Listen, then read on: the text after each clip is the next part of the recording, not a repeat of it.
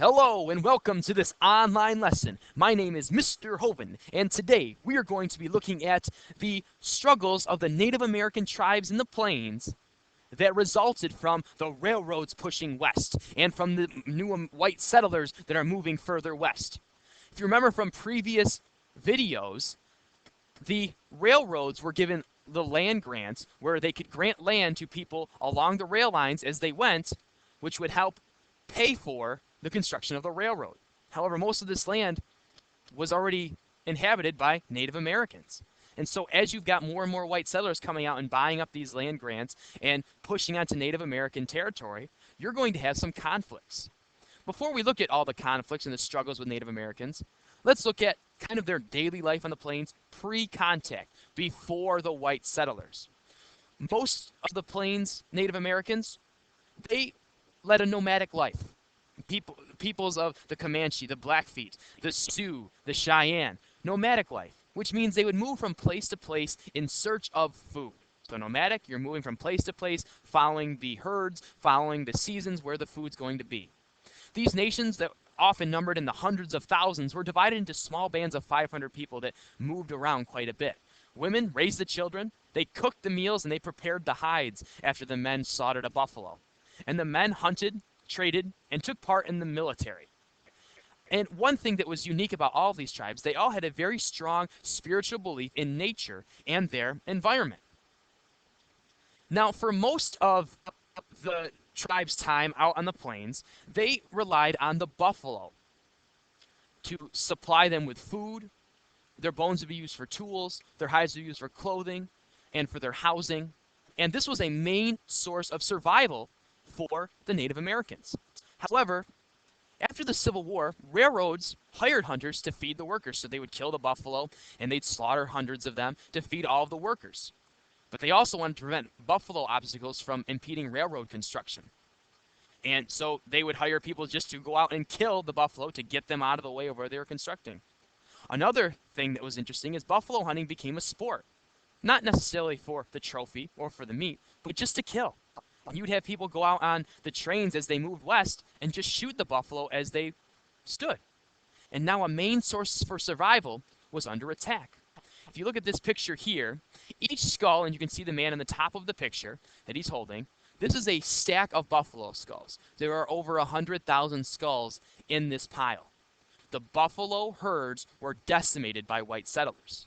And again, food source and just a source of survival for the Native Americans is now under attack, definitely changing their way of life and how they view these new white settlers. Another thing that began with this movement west by white settlers and the railroads was the idea of reservations. In 1867, the federal government appointed the Indian Peace Commission to develop a policy towards Native Americans.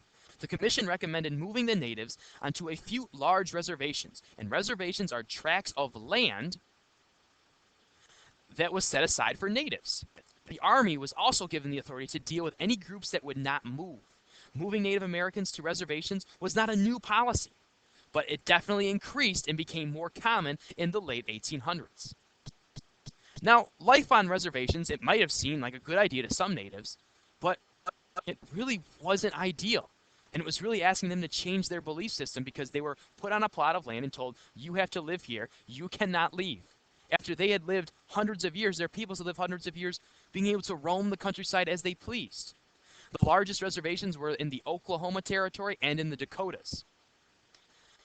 Government agents often used trickery to persuade Native Americans to move to the reservations. They'd trick them. They'd find ways to deceive them to get them to move. Many reservations were located on poor land.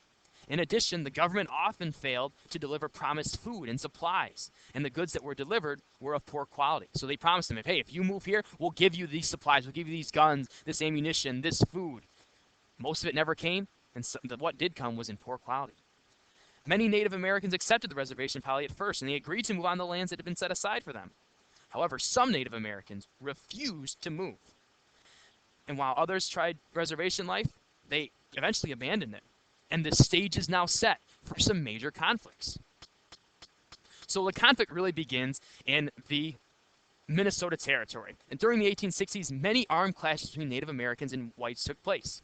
and the Minnesota Territory was the site of an especially bloody confrontation. Resentful of the settlers, Sioux warriors led by Red Cloud burned and looted white settlers' home. From 1865 through 1867, the Sioux, Cheyenne, and Arapaho, led by Crazy Horse, attacked settlers throughout the frontier. Native uprisings spread further and further west. In the Cheyenne, the Arapaho warriors attacked settlers, burned wagon trains, burned homes and farms, and killed many people. Again, what do you think? Are they justified in what they're doing?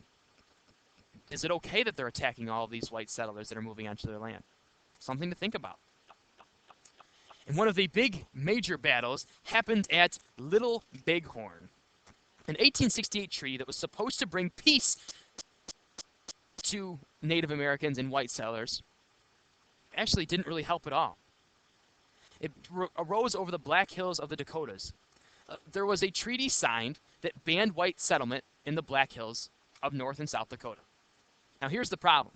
This area was known for, or suspected for, having gold and riches beyond many men's beliefs.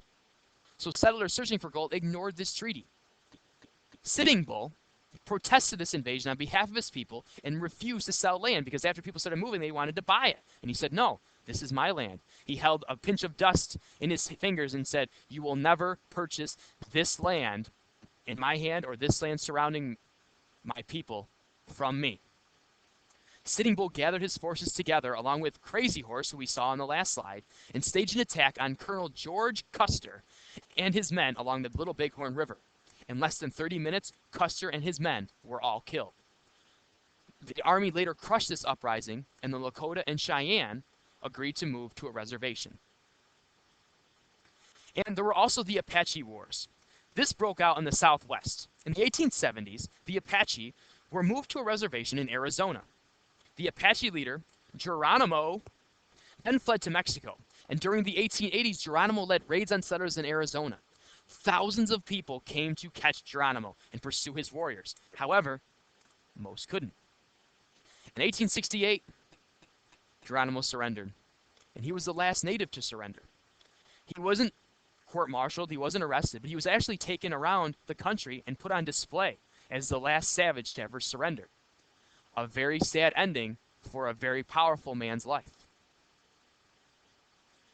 The Dawes Act. Now, there was a lot of factors that tried to change American ways of life, Native American ways of life. The movement of whites onto their lands, the slaughter of the buffalo, U.S. Army attacks, and reservation policy. But change also came from reformers who wanted to absorb Native Americans into white culture. In 1887, Congress passed the Dawes Act, and it aimed at removing what whites regarded as the two weaknesses of Native Americans. First, it aimed to end the nomadic traditions of Native Americans, so they wanted them to stop moving from place to place in search of food. And they also wanted to give them private property so that they would have a place to stay. Not necessarily a reservation, but they would each get their own piece of a reservation.